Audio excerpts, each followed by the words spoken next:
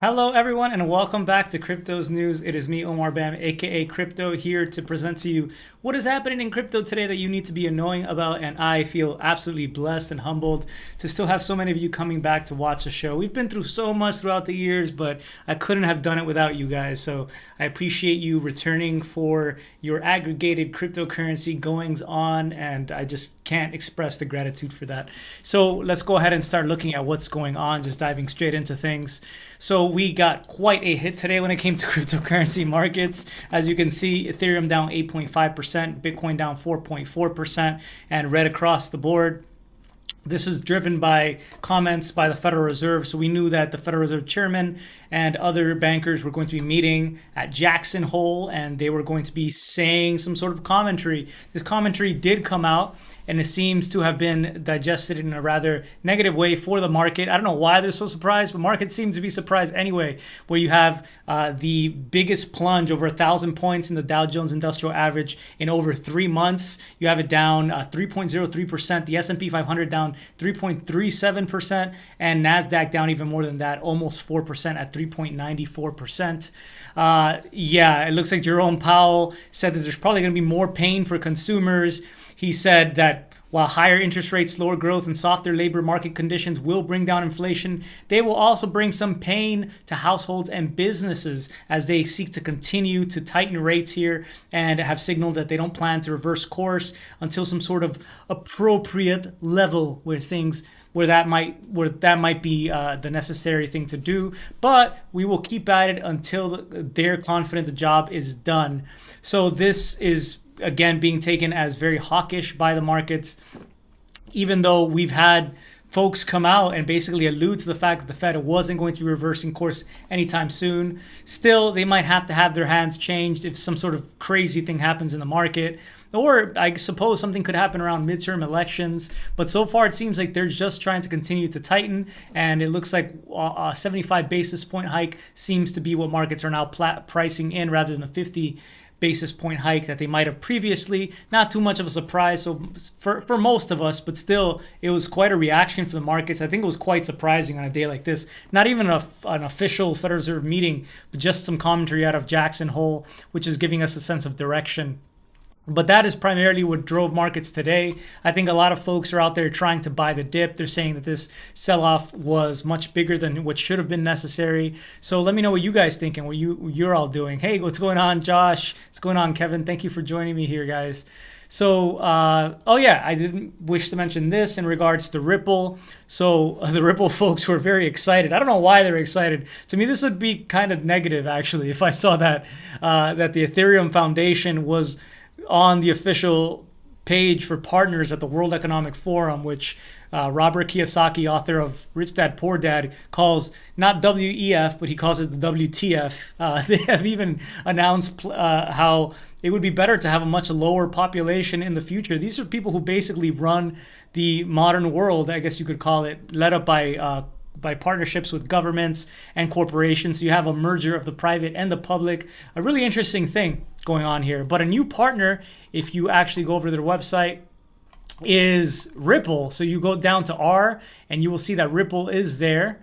Ripple is doing for value what the internet did for information. Ripple has its own cryptocurrency, XRP, if you don't know, enabling its instant and seamless flow around the world. Ripple calls the internet of value, calls this the internet of value, IOV. Using blockchain and cryptocurrency technology, Ripple is dedicated to creating powerful gains in financial efficiency, equity, and inclusion.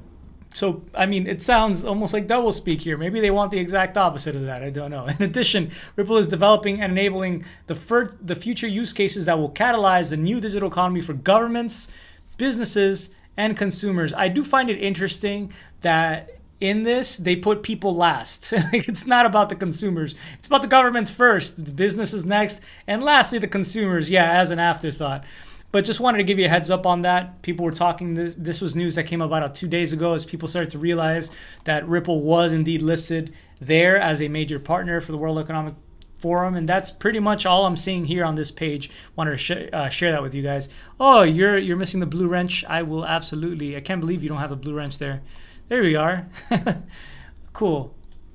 So Coinbase has announced that they might be supporting some fork of Ethereum. So if Ethereum does fork after the merge and more tokens than just Ethereum exist, for example, an ETH proof of work token, that Coinbase will seek to possibly list that pending a review, right? At Coinbase, our goal is to list every asset that is legal and safe to list. We will evaluate any ETH fork tokens following the merge on a case-by-case basis in alignment with our standard asset listing policy. Rest assured, all potential fork tokens of Ethereum, including proof-of-work forks, will go through the same strict listing review process that is done for any other asset listed on our exchange.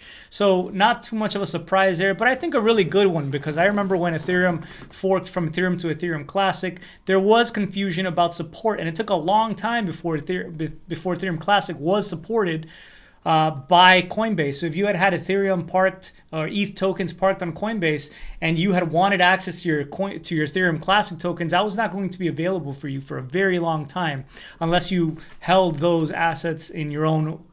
You held the private key to those assets and then you deposited them on Poloniex exchange, which was the first to support the Ethereum Classic token. You had to wait. And so it seems that the wait will be a lot shorter if there is some sort of token that has some sort of support and doesn't look like a security, which seems unlikely that someone's going to be trying to sell some sort of security-like token. And if Ethereum is unlikely to be a security, and I can't imagine some sort of fork token would be as well. So they probably would be safe for listing on Coinbase if Coinbase deems it probably profitable enough. Let's call it that. Although some of the things that Coinbase has been listing, I'm not sure how much they're making any sort of profit on those, because they're pretty much the definition of shitcoin. There's all sorts of stuff. I have no idea what's going on there these days. But as I said, they try to list as many assets that are legal and so on.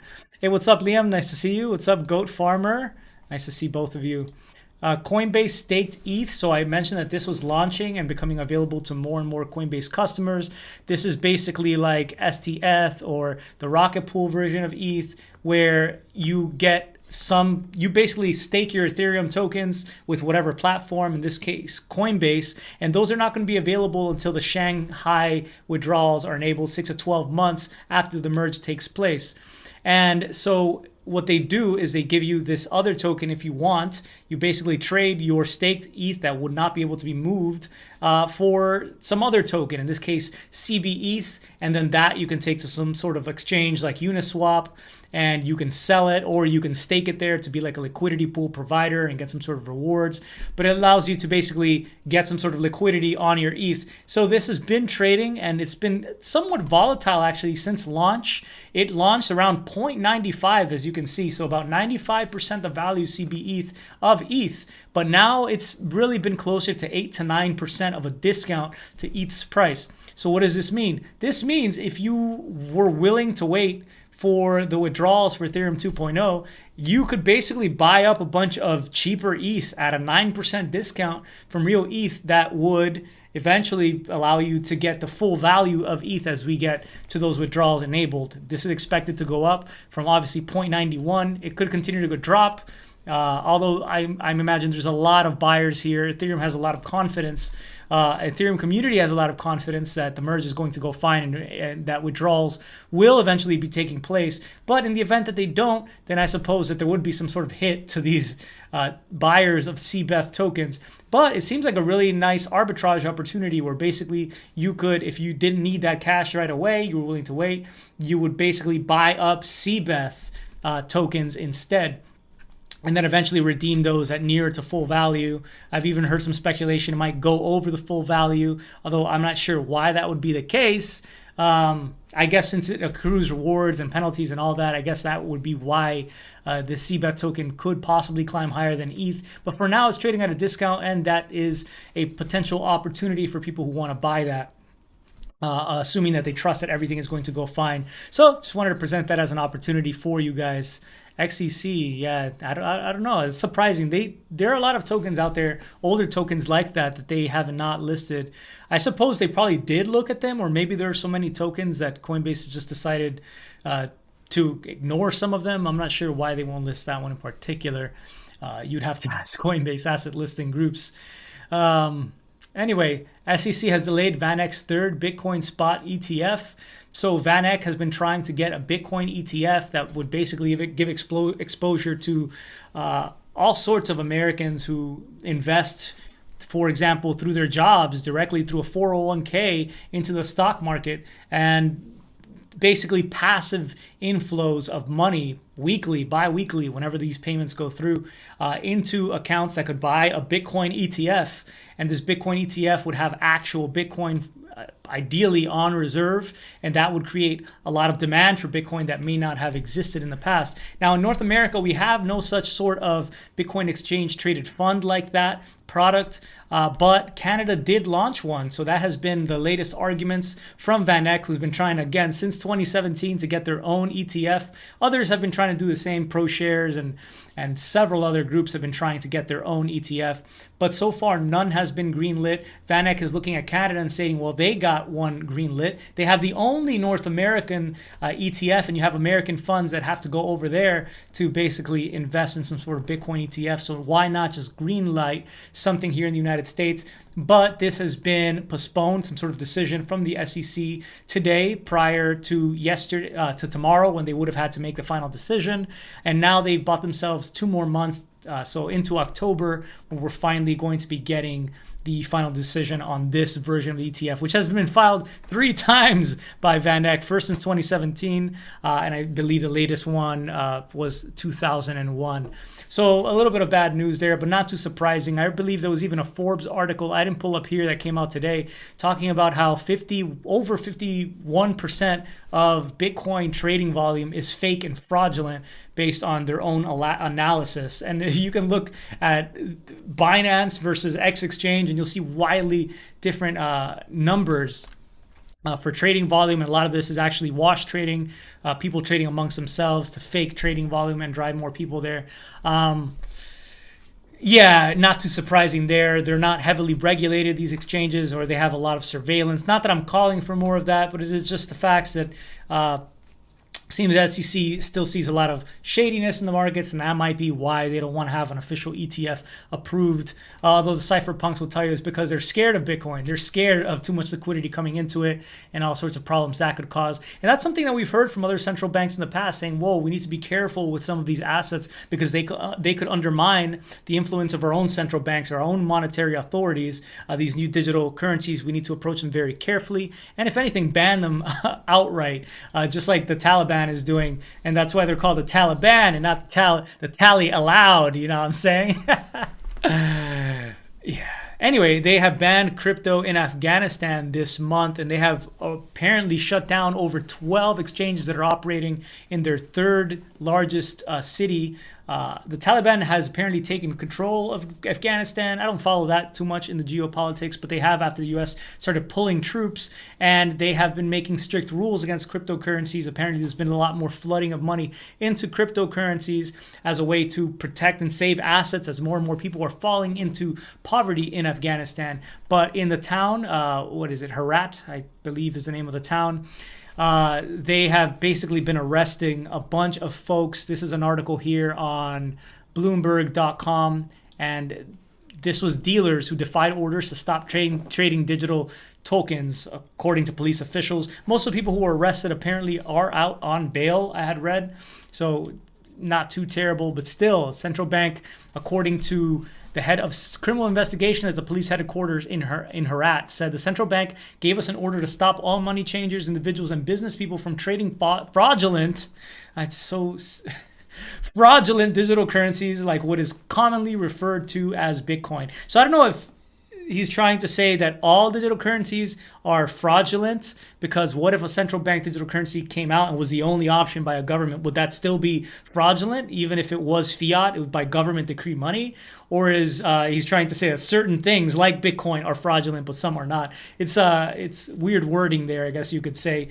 But I would argue and posit that the only fraudulent currencies that exist are those that are continuously printed, again, into infinity, because there's no sort of hard coding in there. There's no real consensus. You don't get a say in how much is printed. Instead, we're supposed to have a checks and balances thing, right? Like others are pointing out in this country, where you don't have just the executive chair or the president in the United States saying, hey, we're just going to print all the money to fund this, right? To fund student loans and get rid of those, right? There's usually supposed to be checks and balances between the Senate, Congress, and the president, as Richard Hart, the founder of Hex, had actually said on Twitter. But it just does not seem to be the rule anymore. It does seem to be serfdom, where it is the rulers and the ruled, rather than some sort of say that we all get. Maybe they think we're stupid, right? Like when they told us that we didn't need to wear masks just because we had a supply shortage of masks here in the United States. In fact, wearing masks would be dangerous.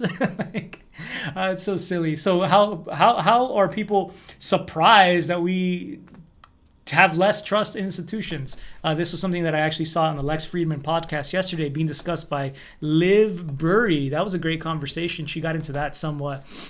But anyway, my point is, government's going to continue to crack down, and they're not a government more likely for you and I. They're really trying to save their own butts most of the time, is what it feels like. Get elected. It's such a sham, such a sham. And that's just my opinion, of course. So this is in regards to the situation with Bitboy and his suing of Atozi. I had covered that in my video. So Bitboy Crypto, millions of followers, or over 1 million followers. He had tried to sue Atozi for defamation, then dropped the lawsuit after there was a huge stink from the community and a huge reputational damage toward Bitboy, I would say, because Atozi really didn't do that much at all to defame him beyond anything that Bitboy hadn't said himself, that he wished himself that he hadn't promoted certain tokens because they did seem to hurt followers, and he wasn't even promoting tokens anymore. For example, that PAMP token that was supposed to only go up according to Bitboy, but it seems to have only gone down, which, you know, a little bit at odds there. But anyway, apparently Bitboy was going to be dismissing that lawsuit and dropping it, but what ended up happening, according to Atozi, was quite the opposite. It looked like the lawsuit was in fact moving forward and requesting more of a response from Atozi to proceed, following my coverage in the last video 2 days ago. So bad news, the Bitboy situation is not over. Received this from his lawyer just now. It was a return of service establishing the date on which an answer must be filed by Atozi. case has not been dismissed. And he said either he lied when he said the case was going to be dismissed, or his lawyers aren't listening to him. I'm thinking maybe the former, unless I guess his lawyers are completely negligent, right? So Kobe, who had donated $100,000 to help with the battle that could cost between $50,000 to $500,000 estimated, Etosi had heard, to basically defend himself. Kobe had given that money that was going to be refunded back to Kobe, minus the gas fees to return the ETH that had been donated to Etosi to help with this. But Etosi was going to give all the money back, so he was still going to have to pay network fees. Kobe was going to let him keep that. But it looks like the money hasn't been returned yet, because now this is playing out where apparently this could continue. So Kobe said, instead of dismissing the lawsuit as Bitboy claimed, his lawyers have actually now filed a return of service, which establishes a date on which an answer must be filed. This is basically the opposite of dismissing it. Either Bitboy lied or his lawyers are not listening to him. And nicely enough, Kobe said, Kobe Capital will commit an additional $100,000 to Etosi's defense, bringing the total to $200,000. So really standing behind Etosi here and against Bitboy Crypto, who seemed, according to a lot of community sentiment, to be quite the bully in the situation. Ben Armstrong did give us follow-ups to whatever to this. He did say, speaking with my lawyer today, this was earlier today, this morning, will be officially dropped on lawyer end by early next week. As soon as it's done, we'll let everyone know. It's a process, so yeah, it's over. Just need some paperwork done to wrap it up. So this started to get some likes, some sort of traction, as you can see here. Okay, so he is going to be dismissing it. Yeah, these things might take some time. I guess, he's been busy, Bitboy. But then Bitboy just said this. Spoke with lawyers, signing paperwork right now, will be official Monday. Initial dismissal will be without prejudice, which Etosi had asked for. He said, please, as the community had said, make sure that Ben Armstrong files this with prejudice. That way, you can't be sued for the same thing again. But it looks like Ben Armstrong isn't going to be doing that. As he just wrote, initial dismissal will be without prejudice, meaning he could possibly sue again. This is standard, he said, in 99% of lawsuit dismissals. If Etosi would like it to be dismissed with prejudice, just need to connect our lawyers. DM is open. I'm not sure at this time if Etosi has reached out via DM to Ben Armstrong or the lawyers, or which one specifically Ben Armstrong had wanted. But why not just be cool, bro? If you're trying to be the cool guy and save your reputation again, why not just do it with, are you trying to sue him again? Are you trying to make sure that the video gets taken down, the original one that you felt was defamation before? Like, what are the lawyers going to be saying? Is it some sort of veiled threat, some sort of NDA? I'm not entirely sure what the move is here, but just when Ben Armstrong started to look like more of the better guy and his head was on straight, he seems to have gotten a little bit twisted here again publicly. I don't know if he's doing to be infamous or whatever, but it is somewhat of a surprising move. So I just wanted to bring you up to date on the latest drama with that. And yeah, so that's pretty much the main show. I want to always share with you what I'm going to be doing and some of the stuff that I'm watching. There was someone that I had the pleasure of interviewing on the show, I believe 2 or 3 times, and that was John McAfee.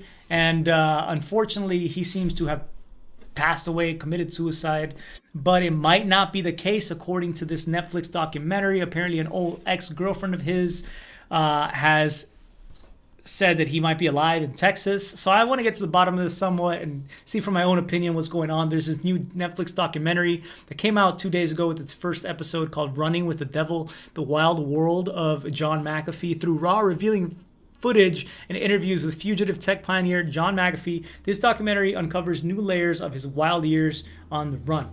So those were the dogs that apparently got murdered by his neighbor, that apparently John McAfee then murdered in Guatemala before going on the run, and just being that way until he came back out in the mainstream spotlight as a guru of cryptocurrency that promised that if Bitcoin didn't hit $1 million by X date, whatever it was, that he would eat his appendage, his lower appendage on live national television. Then later on said he was just saying stuff because people would eat anything, eat anything up.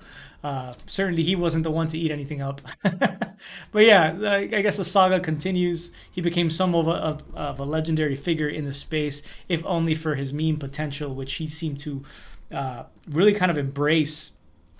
It will be interesting if he's alive. It will be interesting to see, and I wouldn't see it as too much of a surprise. He was, having met him, I mean, he was very charismatic. He had the ability to really connect with people and use his words in ways to benefit himself and oftentimes those around him that he cared for. So if he was able to get some sort of deal to escape and to hide out, that would be nice. Although Janice McAfee, his, I believe that was his wife at the end there, she was the one that helped me originally get my first interview. Really sweetheart of a woman. She said she doesn't believe that John would be in Texas, of all places.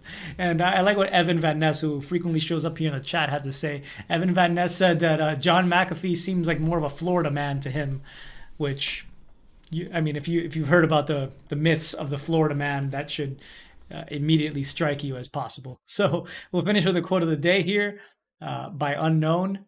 Be happy, not because everything is good, but because you can see the good side of everything. I like that one. And I hope you took away something well from the show today. I wish you peace, love, health, wealth, prosperity, happiness, joy, and crypticness. Stay cryptic. Peace.